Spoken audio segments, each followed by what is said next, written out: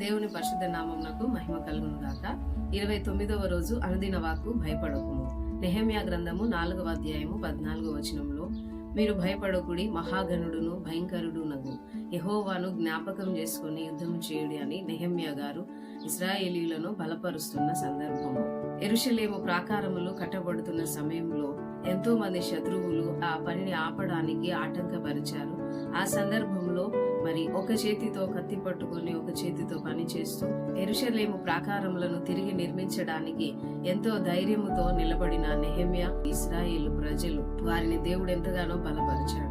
మనందరి జీవితాలలో కూడా దేవుని పని చేస్తున్నప్పుడు గాని, మనం తలపెట్టిన కార్యాలు కానీ జరగకుండా మధ్యలోనే ఆటంకపరచడానికి ఎన్నో ప్రయత్నాలు మనకు వ్యతిరేకంగా జరిగినప్పటికీ దేవుడు తోడుగా ఉండి మనల్ని బలపరుస్తాడు, మన పనిని తుదముట్టిస్తాడనే నమ్మకంతో, ధైర్యంతో మనం